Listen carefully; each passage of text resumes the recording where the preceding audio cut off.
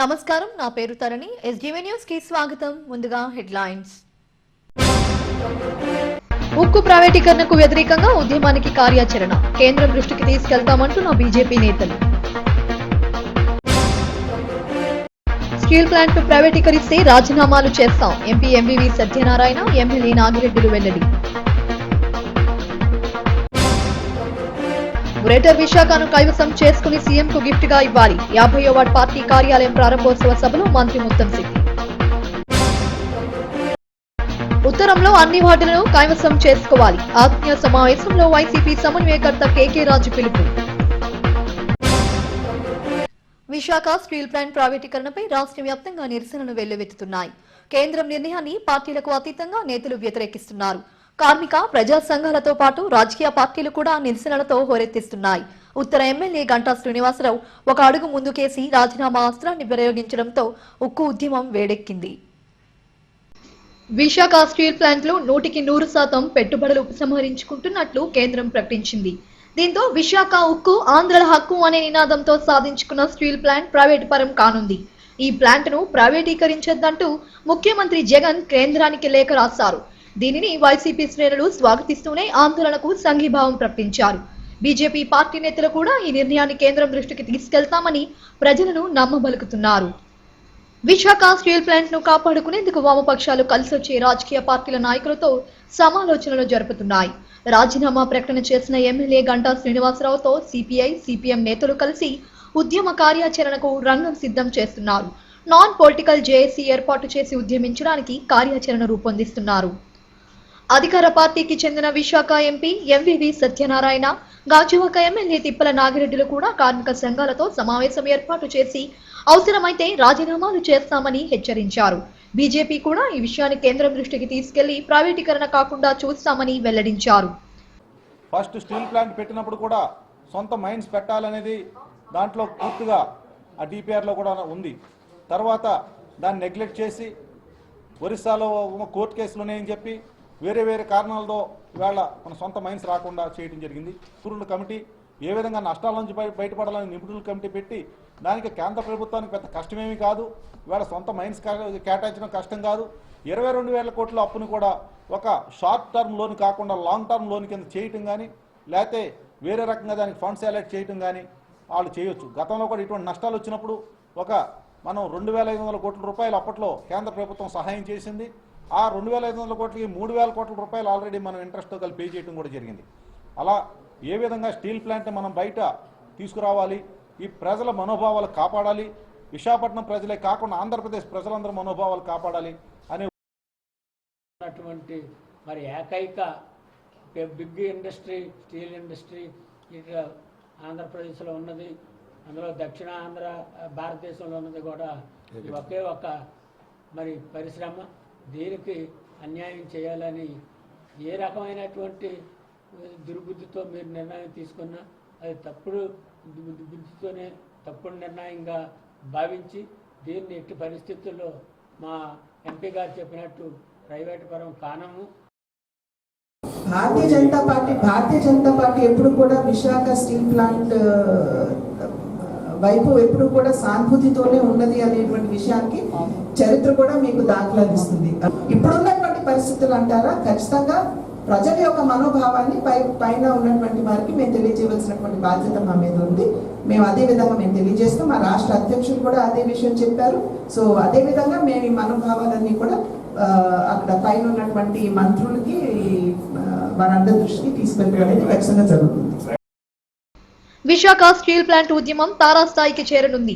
విశాఖలోని డీసీఐను ప్రైవేట్ పరం చేసి ఉద్యమాలతో నాలుగు ఖర్చుకున్న కేంద్రం స్టీల్ ప్లాంట్ విషయంలో ఏం చేస్తుందో వేచి చూడాల్సిందే. విశాఖ స్టీల్ ప్లాంట్ ప్రైవేటీకరణను తీవ్రంగా వ్యతిరేకిస్తున్నామని, అవసరమైతే తమ పదవులకు రాజీనామాలు చేస్తామని Visakha MP MVV Satyanarayana, Gajuwaka MLA Tippala నాగిరెడ్డిలు వెల్లడించారు. ఎంవీపీ కాలనీలోని ఎంపీ కార్యాలయంలో మీడియాతో మాట్లాడారు.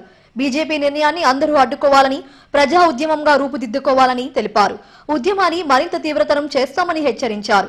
ముఖ్యమంత్రి జగన్మోహన్ రెడ్డి కేంద్రానికి లేఖ రాయడాన్ని తాము స్వాగతిస్తున్నట్లు చెప్పారు.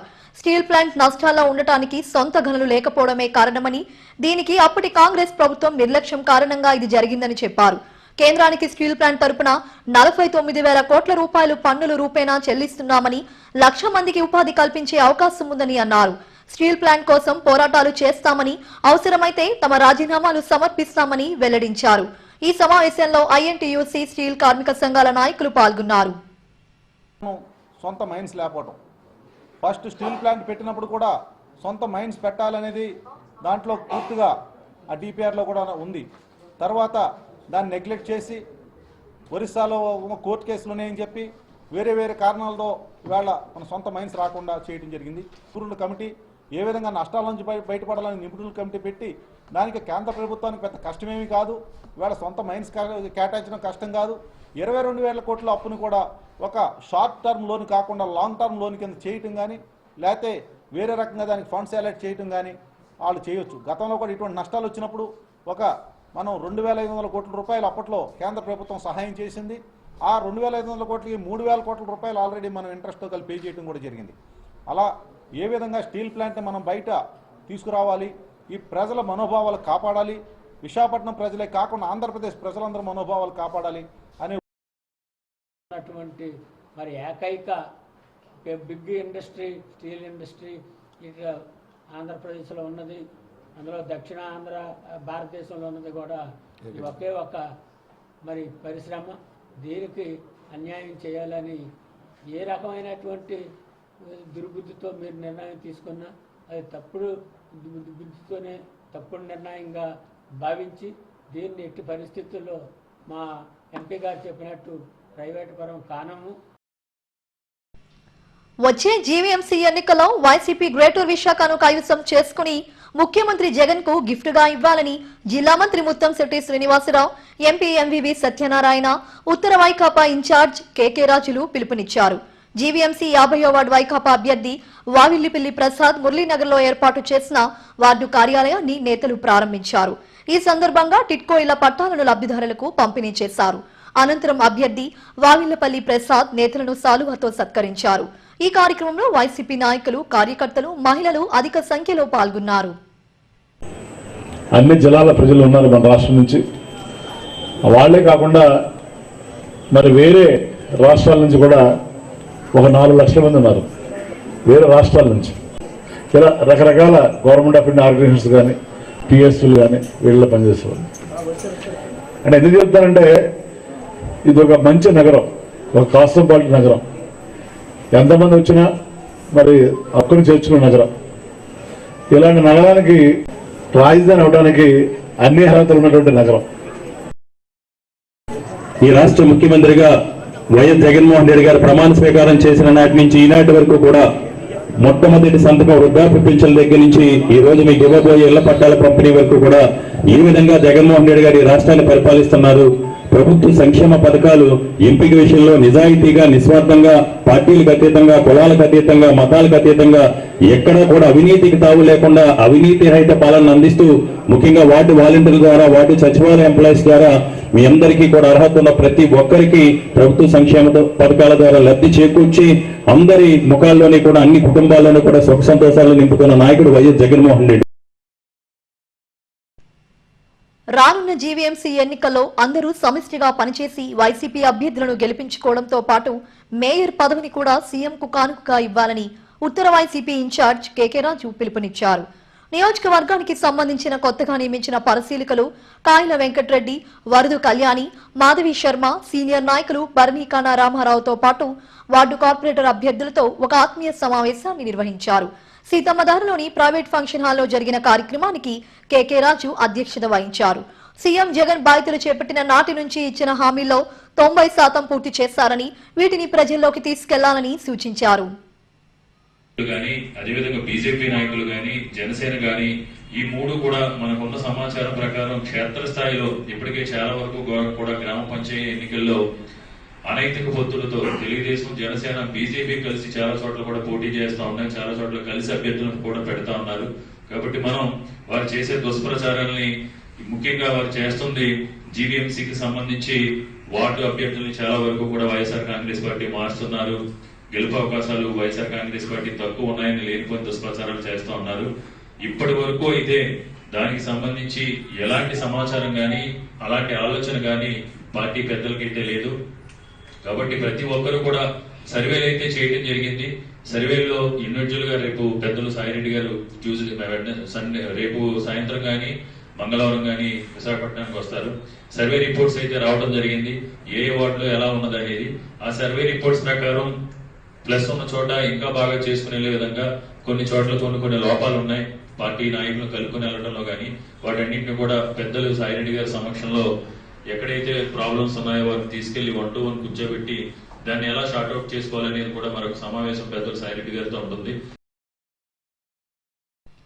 పారిశ్రామిక ప్రాంతంలో ఉన్న కంపెనీలు కాపాడుకోవడానికి ఐఎన్టీయూసీ ఎన్నో త్యాగాలు చేసిందని యూనియన్ కార్యదర్శి భోగవల్లి నాగభూషణం అన్నారు.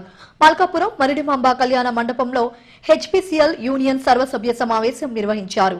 ఈ సమావేశానికి పశ్చిమ వైసీపీ ఇన్ఛార్జ్ మల్లా విజయప్రసాద్ ముఖ్య అతిథిగా హాజరయ్యారు. లాభాల్లో ఉన్న కంపెనీని తమ ఖాతాలో వేసుకుని నష్టాలు వచ్చిన వాటిని అమ్మడం బీజేపీకి వెన్నతో పెట్టిన విద్య అని విమర్శించారు. ప్లాంట్ను ప్రైవేటీకరిస్తే వైసీపీ ఊరుకోదన్నారు. ఇంటాక్ట్ జాతీయ నాయకులు మంత్రి రాజశేఖర్ తదితరులు పాల్గొన్నారు. రేపు రైల్వేకి జరగబోతుంది రాబో కాలంలో, మిగతా పబ్లిక్ సెక్టార్లు కూడా జరగబోతుంది. మిగతా రాష్ట్రాల్లో ఉన్నటువంటి పబ్లిక్ సెక్టార్లు కూడా నష్టపోతున్నాయి. అందుకని దేశంలో ఉన్నటువంటి ప్రతి ఒక్కరు కూడా నడుము బిగించాల్సిందే. 2009లో 2014లో ఏదైతే యూపీఏ గవర్నమెంట్ తీసుకున్నటువంటి తప్పుడు నిర్ణయాల వల్ల ఈ దేశం ఈ రాష్ట్రం అన్యాయం అయిపోయిందో, ఈరోజు ఆ పార్టీకి ఏ రకమైనటువంటి పుట్టగతులు కూడా లేకుండా దేశవ్యాప్తంగా ఎలాగైతే బాధపడుతున్నారో అదే పరిస్థితి బీజేపీకి జరగాలి అంటే దేశంలో ఉన్నటువంటి కార్మిక సోదరులు అందరూ కూడా ఐక్యత అవ్వాలి. తిరుమల శ్రీవారిని పలువురు ప్రముఖులు దర్శించుకున్నారు. కేంద్ర రైల్వే శాఖ మాజీ మంత్రి సురేష్ బాబు, బీజేపీ జాతీయ కార్యదర్శి సత్యకుమార్, ఎమ్మెల్యే మహేష్ రెడ్డిలు వెంకన్నను దర్శించుకుని మొక్కులు చెల్లించుకున్నారు. క్యాన్సర్ బాధితులకు వైద్యం అందించేందుకు ముందుకొచ్చిన టాటా ఇన్స్టిట్యూట్ ఆఫ్ క్యాన్సర్ సంస్థకు వాసవి కన్యకా పరమేశ్వరి సంఘం నామమాత్రపు రుసుముతో భవనం ఇవ్వడాన్ని సత్యకుమార్ అభినందించారు. అయోధ్య రామ మందిర నిర్మాణానికి 5 లక్షల విరాళంతో పాటు నిర్మాణం పూర్తయిన తరువాత సీతా అమ్మవారికి పురాతన ఆభరణాలు ఇచ్చేందుకు ముందుకు రావడం పట్ల సంతోషం వ్యక్తం చేశారు. వారు ఈ క్యాన్సర్ బారిన పడిన రోగులకి సేవలు అందించడం కోసం ఒక భవనం గురించి వెతుకుతుంటే కొన్ని దశాబ్దాలుగా తిరుమల ఇతర రాష్ట్రాల్లో సేవా కార్యక్రమాలు నిర్వహిస్తున్న వాసవి కన్యకా పరమేశ్వరి సంస్థ, గుబ్బా చారిటీస్ వారికి సంబంధించిన 23,000 చదరపు అడుగుల భవనాన్ని అతి తక్కువ లీజుకి, నెలకు కేవలం 1000 రూపాయల లీజుకి ఈ క్యాన్సర్ బారిన పడిన రోగగ్రస్తులకి వైద్య సేవలు అందించడం కోసం టాటా సంస్థకి లీజుకి ఇవ్వడం జరిగింది.